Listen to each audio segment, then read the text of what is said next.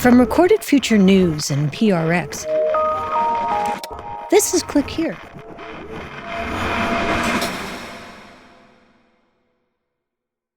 If you've turned on the news lately, you've probably seen the demonstrations roiling Los Angeles. Abolish ICE! Abolish ICE! Abolish ICE!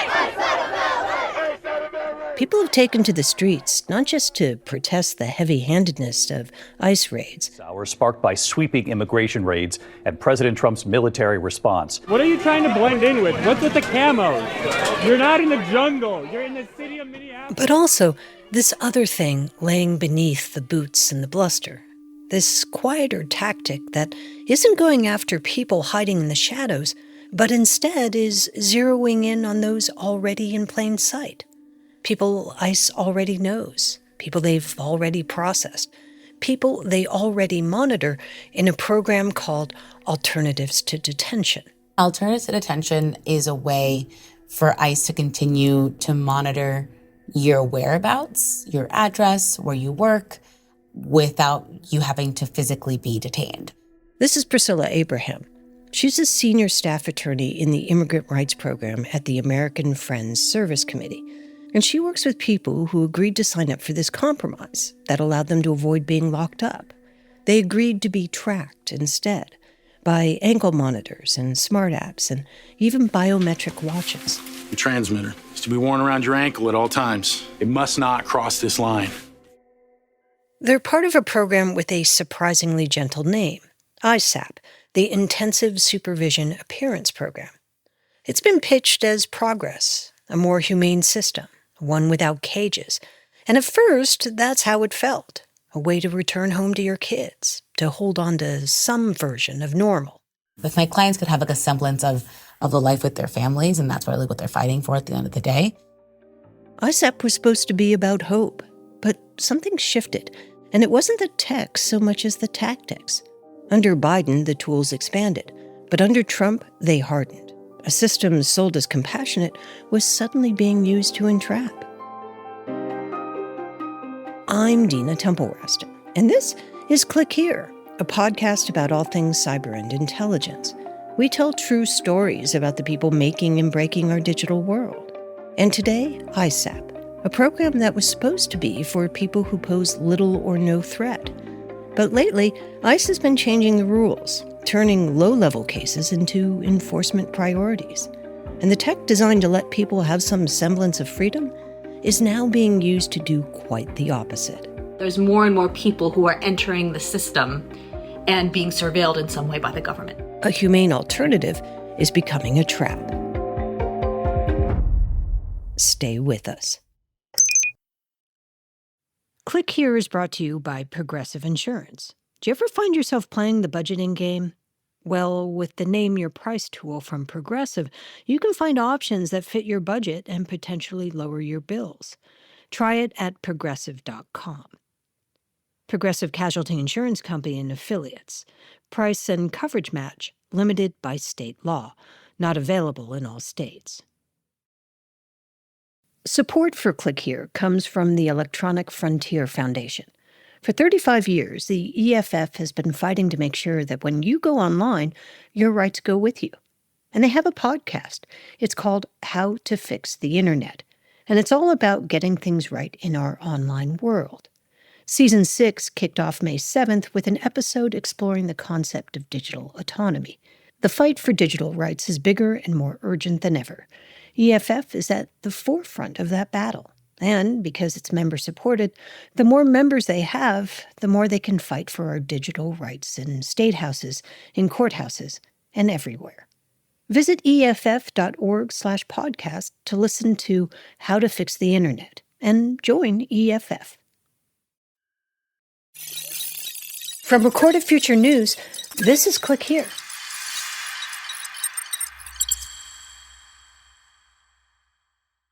If you want to understand how ICE uses surveillance technology today, it helps to stop thinking in systems and to start thinking in stories.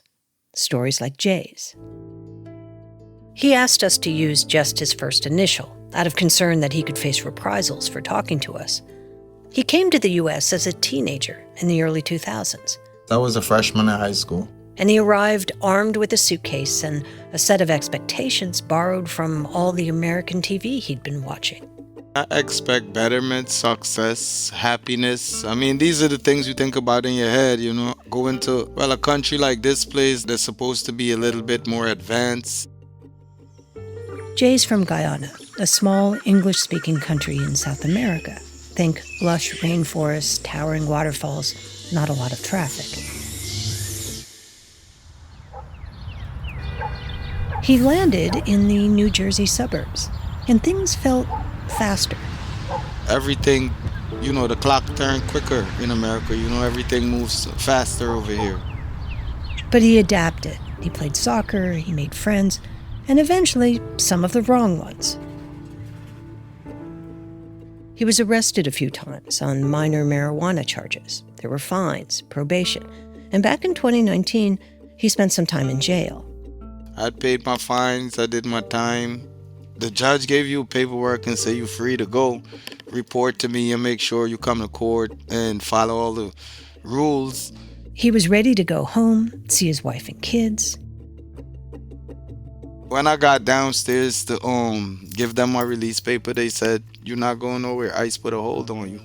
You had to go back." So everything, I just shut down. I was confused, angry, mad, everything in one. Jay was a lawful permanent resident, which means green card, the right to work, a path to citizenship. I thought the word permanent mean permanent. So in my head, I thought that was it. But it turns out the law makes a quiet exception. If you're convicted of a crime, even something small, your status can be revoked. Jay's lawyer back in 2019 never made that clear. Instead, he told him to plead guilty, spend a day in jail, and it'd be behind him. It was bad advice, because now, instead of going home, Jay was headed for ICE detention. Which, according to Jay, was like jail, but much worse. Everybody's in the open like a gym with bunk bed. It's just like anybody could, you know, crazy stuff go on in there. You know, there's violence in there too. This was mid-COVID. The center was overcrowded, short-staffed, tense. When fights broke out, the guards just tended to look the other way. At one point, Jay was assaulted. So, you can imagine when he got an opportunity to go home under the ISAP program, he jumped at the chance. So they was giving people anchor monitors that had non-violent charges and low criminal charges. They was letting those type of people out. So I fell under that group. Got it. And so what did you think having an ankle monitor would be like? I was happy the time when I hear I was getting an ankle monitor to come home, but then experiencing the rules and regulation that it comes with, it was very stressful. You know, my regular life was on hold. He wasn't free. Not really. He was still in ICE custody, just not behind bars. Now he was going to be tracked by a black plastic shackle on his ankle. And the people in charge of monitoring him came from a private company called BI Incorporated. BI started as a company that used gadgets to track livestock. Then it was acquired by Geo Group, the largest private prison corporation in America. Geo took the technology once used to track cattle, and now they use it to track people. They're a third-party contractor that actually gives out the ankle bracelets or puts the actual application on the phone, or they were rolling out for a time smartwatch-looking tracking device. It's all part of the ISAP program we mentioned before. ICE likes it because it's cheap, about $4 a day, instead of the $150 or so it costs to detain someone. A private company manages the program, but to most people it feels like a government system, which ISAP doesn't seem to go out of their way to clarify. ISAP calls them officers, which makes them sound like they're government, and they're not. Is that right? Yes. Jay was assigned an ISAP officer. He was fitted with an ankle monitor. It's black, clunky, hard to ignore. It had a detachable battery, and it came preloaded with a roster of assumptions that dogged Jay like a clanking chain. I never wear a short. I always covered mine, you know, because I was kind of embarrassed. Even hidden, the thing was a burden. After being on your foot for a long time, it irritates your foot because you're showering with this thing on your feet. You're doing everything with this thing on your feet, you know? Sometimes it rubbed his skin raw. Sometimes the battery overheated and burned him. So I was back and forth at the office whenever it was bothering me so that they could adjust it. But for Jay, it was still better than a jail cell. The monitor meant he could be home with his 3 kids, and eventually he was allowed to work again. I worked one job while I was on the ankle monitor for a while, which is for the ice company. Different ice, the cold ice. Yes, the cold ice, the block. Yeah, Okay. the ice company, I was working for them for like a year. It wasn't ideal. ISAP made life a logistical nightmare. It was very stressful because I had to report so many times, and my regular life was on hold. I had to make sure that I'm home until I receive a call from the supervising officer, and I had to let them know 2 weeks ahead if I'm going to another state. If you miss or you don't file it, you're going to get in trouble. Still, Jay had hope. His lawyer said he had a strong case. He'd come to the States legally, his drug charge was minor, and his defense attorney had been ineffective.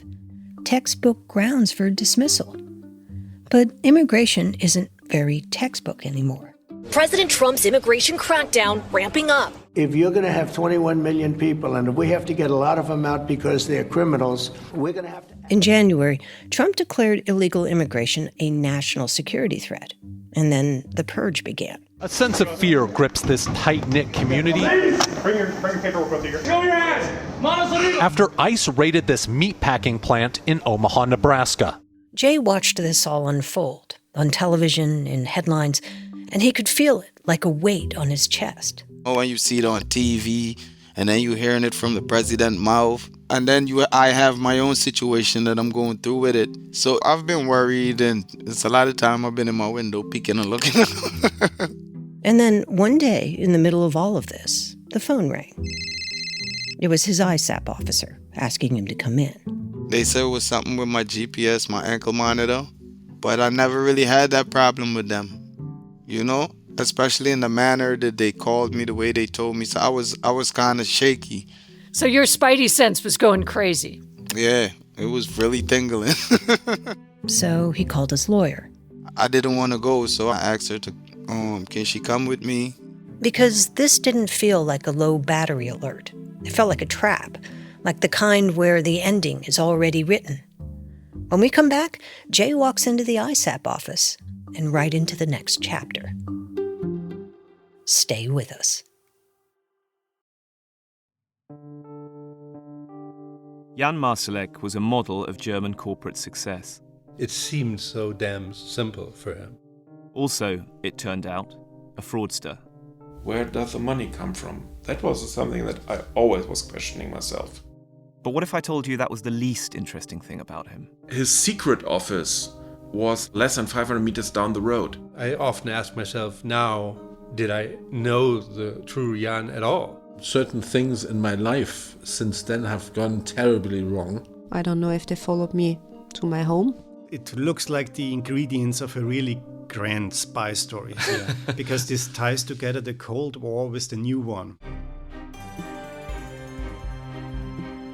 Listen to Hot Money, Agent of Chaos, wherever you get your podcasts.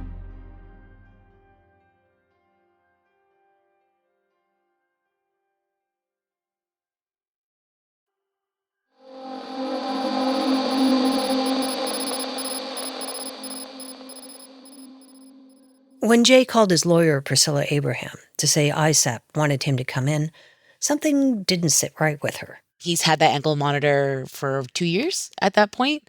And suddenly, during the Trump administration, there's all of a sudden an issue with the ankle monitor. It just didn't make sense at the moment. It didn't make sense, but it did make her nervous. We had 2 people in a similar situation who had gone to their ICE check-ins and had been detained. So we were scared. Because Priscilla knew something Jay didn't, that this tech, sold as a pathway to freedom, was starting to become a trap. She had just advised another client who'd received a similar call. His ISAP officer claimed his ankle monitor wasn't picking up a GPS signal. They had gotten a call from an ISAP officer saying that there was no signal, that they had to go outside to receive a signal. So he stepped outside. Eventually, he went outside to the back alley of his apartment building. And when he stepped outside, there was multiple ICE officers there waiting to arrest him. It wasn't a malfunction. It was a setup. And it wasn't isolated. We spoke with a former ISAP case manager, someone who used to be on the inside. And she told us that ICE agents would sometimes ask her to do something that made her stomach turn. To lie.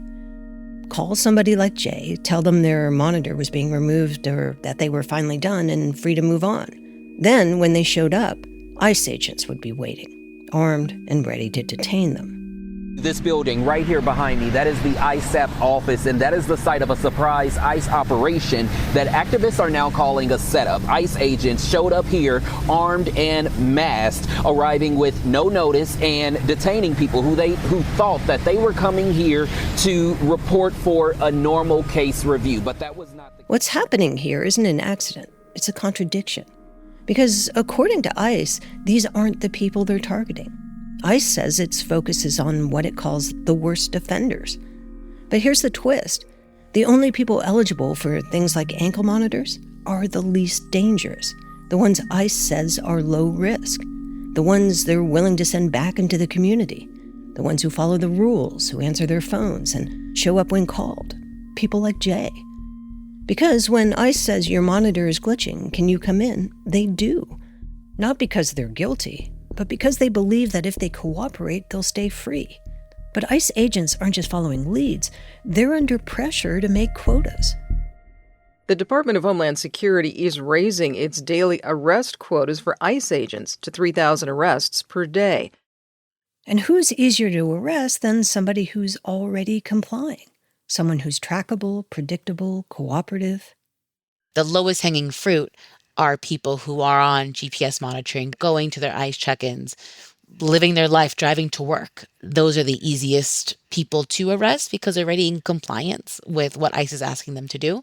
And as ICE's reach has grown, so is its toolkit. Now it's not just ankle monitors. In the last several years, there's been this explosion of individuals who are now on not just the ankle monitors, but also downloading onto their own phones an app called the ICE SmartLink that effectively tracks people. This is Saira Hussain, a senior staff attorney at the Electronic Frontier Foundation. BI SmartLink is an app. It requires you to send selfies or click on a check-in link periodically. At face value, it appears the best of options, no clunky ankle monitor. But Saira warns it actually raises new concerns because the app gets installed on people's personal phones. So there's questions about what parts of the phone that it has access to. So like, for instance, does it have access to the call logs, Does it have access to the people that you're maybe associating with because of either your location or your call history or your text messages? ICE hasn't laid out precisely what it collects or how. We reached out to them for a list of what they were collecting and why, and they provided a link to an ICE report that provides just a hint of what they've been vacuuming up. For example, they mentioned gathering voice prints that they say disappear when a contract expires, or that some of the devices they require ISAP participants to use are technically capable of tracking people continuously, but ICE says it doesn't use that feature. What's clear is that the government is collecting a lot, including things you might not expect, like genetic material. Customs and Border Protection revealed that they've collected DNA samples from over 130,000 migrant children, entering them into the National Criminal Database, as if they were suspects. And the IRS, an agency that once fought hard to protect taxpayer privacy, now has agreed to share undocumented immigrants' data with ICE. Even the post office has been asked to help ICE with the surveillance. That's never... There were norms and laws in place for decades because that's exactly the kind of use of government that you don't want. And so to see that break down so quickly and easily, and for agencies to fold and not uphold those principles is really worrisome. And so the wheels have fallen off the wagon. Remember, this was supposed to be the humane alternative. And now the tech that promised to keep people out of detention is often what leads them right back to it. And Sarah says this is just the beginning. When you see data protection breakdowns for immigrant communities, for undocumented people, for people who are at risk of deportation, it doesn't stop there. It means that they're going to continue trying to push those barriers and eventually starting to impact others who have other types of status. So when Jay got the call that the GPS on his ankle monitor wasn't working, Priscilla insisted someone from the office go with him. They'd seen the consequences of walking into one of these offices alone. Maybe it was the sheer presence of a lawyer. Maybe it was dumb luck. Maybe the ICE agents had met their quota that day. But in the end, Jay said that the ISAP officer was pretty nice about it all. She was letting us know, well, you're not in no trouble. You're not here for that. We just had to check the ankle monitor. And, she said she wasn't receiving no signals. They swapped out the old one for a new one, and Jay went home. And a few months later, he got even better news. His immigration case was dismissed. His green card status restored, and 2 years after it was first strapped to his leg, his ankle monitor came off. Jay was free. But 200,000 people are still wearing monitors like his. Hundreds of thousands more are being tracked by apps and smartwatches and GPS beacons and government contractors with prison industry pedigrees. It sounds like dystopian science fiction, but it isn't. It's happening now. This is Click Here.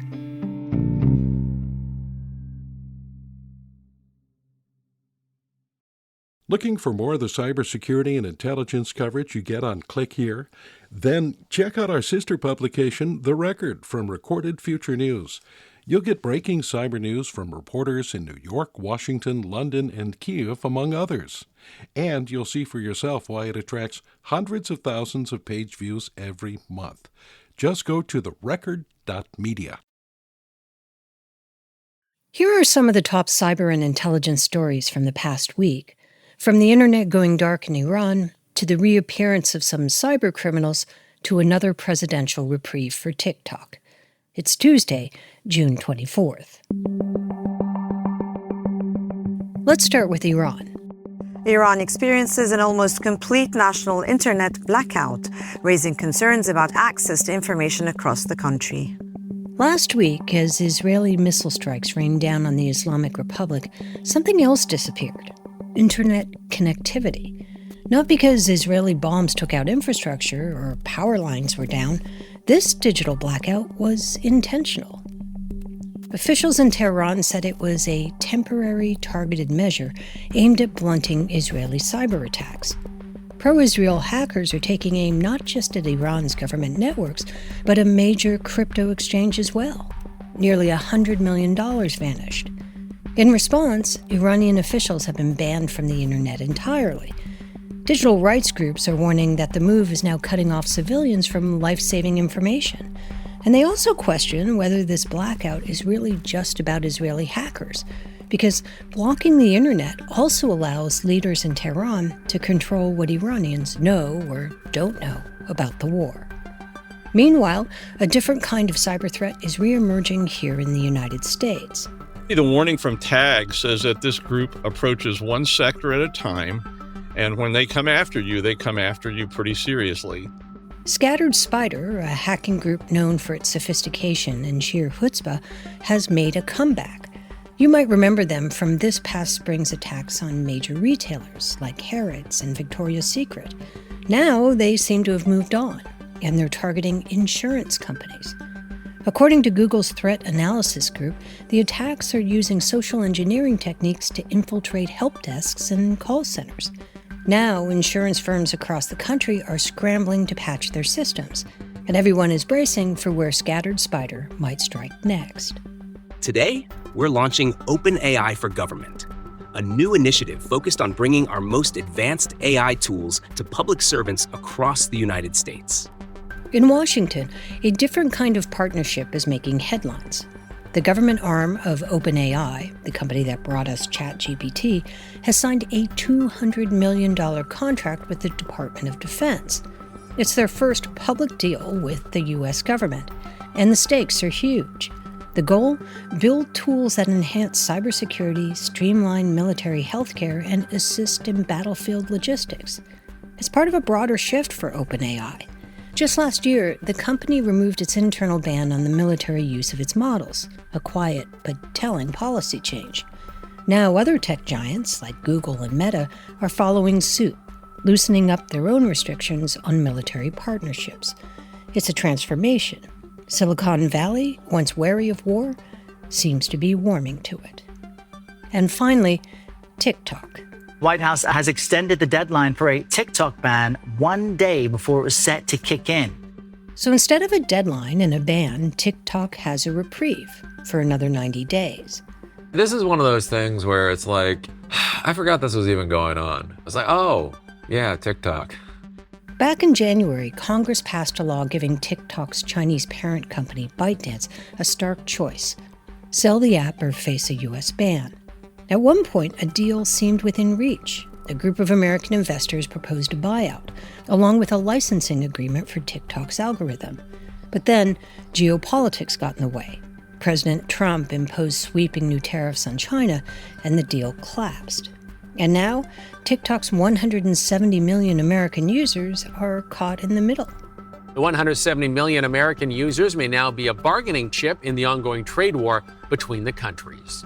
TikTok now has until September 17th to work out a deal.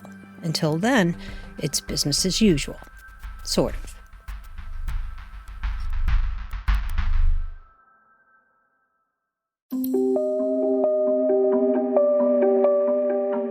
Today's episode was written and produced by Megan Dietrich, Sean Powers, Zach Hirsch, Dina Temple-Raston, and the lead producer was me, Erica Gaida. It was edited by Karen Duffin, fact-checked by Darren Ingram, and contains original music by Ben Livingston with some other music from Blue Dot Sessions. Our staff writer is Lucas Riley, and our illustrator is Megan Goff. Jesse Neiswanger is our sound designer and engineer. Click Here is a production of Recorded Future News and PRX. Tune in on Friday for Mic Drop, which features our favorite interview of the week. We'll see you then.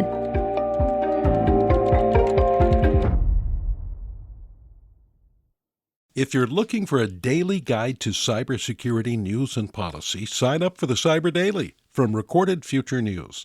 It serves up the day's most interesting and important cyber stories from our sister publication, The Record, and then aggregates all of the big cyber stories you might have missed from news outlets around the world. Just go to therecord.media and click on Cyber Daily to get all you need to know about the world of cybersecurity right in your inbox.